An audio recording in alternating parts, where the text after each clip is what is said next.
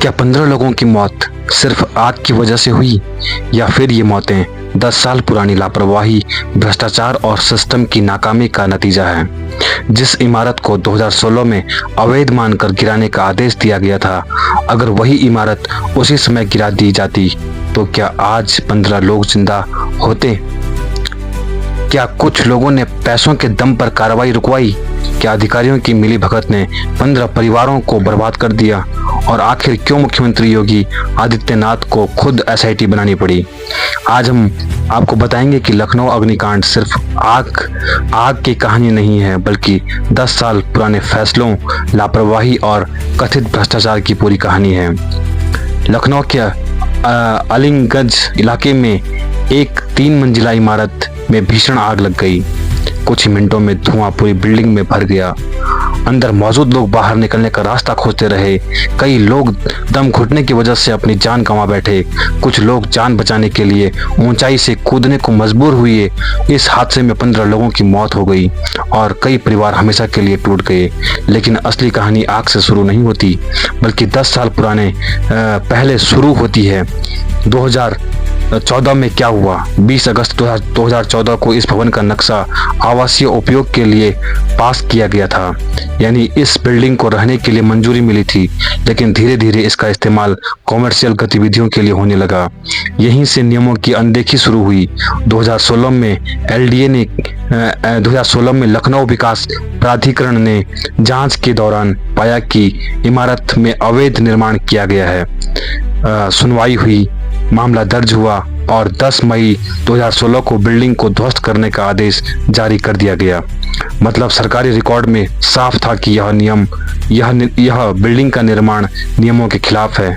लेकिन यही कहानी में बड़ा मोड़ आता है। आखिर बिल्डिंग क्यों टूटी? मालिकों ने कोर्ट में आपत्ति दर्ज कराई। जुलाई 2016 में ध्वस्तीकरण का आदेश निरस्त हो गया। अब जांच में सामने आ रहा है कि उस समय कथित तौर पर धन बल और अधिकारियों की मिलीभगत के कारण कार्रवाई रुकवाई गई थी। एलडीए के पुराने रिकॉर्ड भी अब खंगाले जा रहे हैं।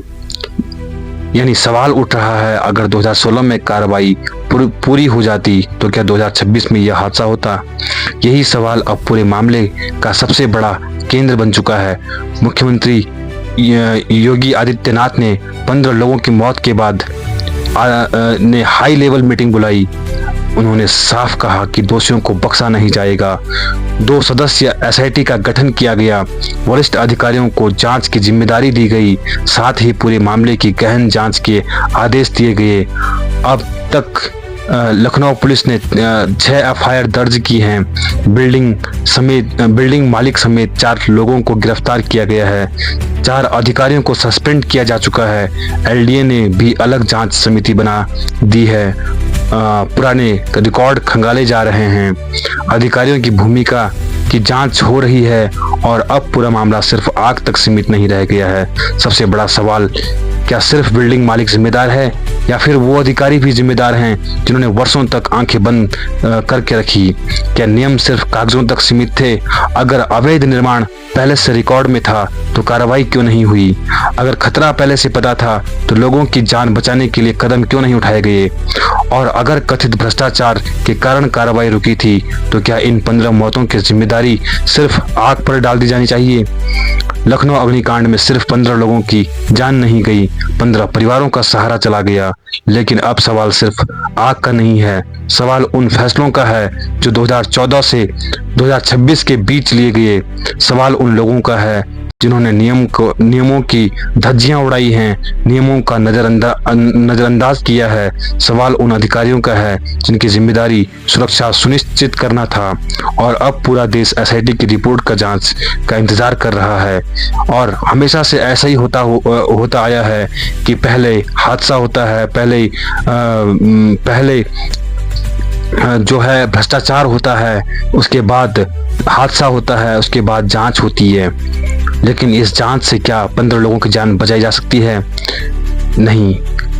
यह मामला अब सिर्फ 15 जानों तक सीमित नहीं है। यह 15 परिवारों के सपनों तक का मामला है।